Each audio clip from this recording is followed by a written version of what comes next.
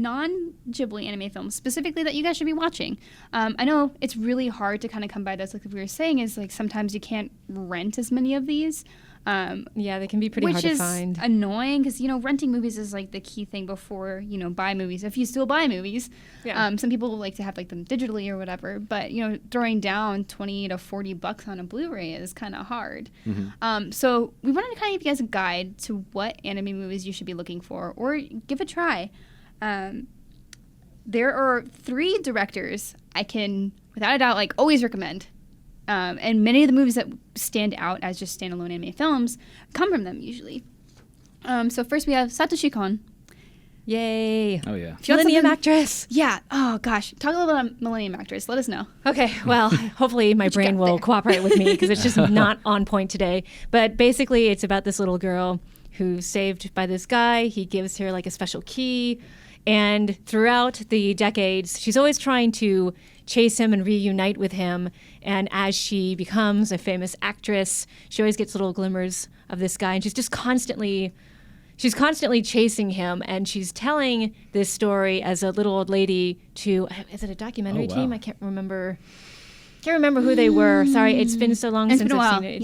It's been a while. But more to the point, it's beautifully done. The concept is really amazing watching this woman sort of go through time and space, trying to chase this guy. It's sort of about, I don't know if unrequited love is the right thing, but it's more fun. The chase is more fun than actually getting what you want. It motivates her to go forward, and it's just very profound and beautiful. Oh, wow. And I love it so much. So Millennium Actress is a definite recommend, and Satoshi Kon is really cool. He also did Paprika and Tokyo Godfathers. If you want a psychological drama, watch Paprika. So he's a great one. Absolutely a fun place to start. Next up, we have, of course, we've mentioned his name a few times before that I have butchered. Mamoru Hosoda. Yes. He's got The Boy and the Beast, as we've said, the upcoming movie. Wolf Children, Summer Wars, and The Girl Who Lived Through Time. And he also did Digimon the movie. Yeah. So one really of those things is not like the other. Yeah. No, but what he does fun.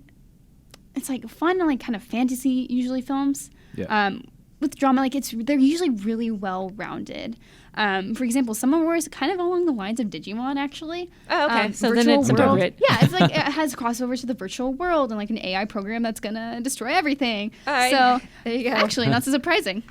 So he's really good if you just like wanting like, gosh, he's so good. I'm just like, guys, he's just so good. All the feels. Yeah, no, but if you want the feels. If you want the feels. Makoto Shinkai has got the feels.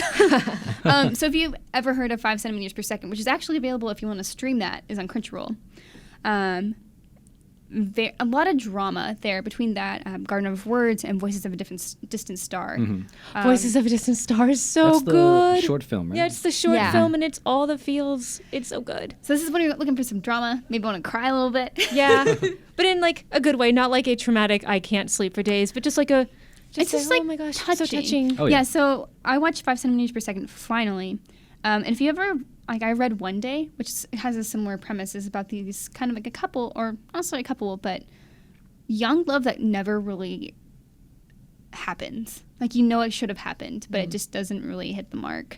It's what I really loved about 5 centimeters per second is kind of told through 3 different stories, and it's kind of weird because they actually have credits for each little story. Oh, that's interesting. But it's short. But it's short. And at first I was like, oh wait, is this a different show? So note, if you are watching the dub, they don't have the title card subtitled, so you don't know what's happening at first. I was like, wait, what's happening? Oh no, it's just this abrupt change. I thought I was like, oh, is it different vignettes of like different people? And I was like, oh no, it's the same guy.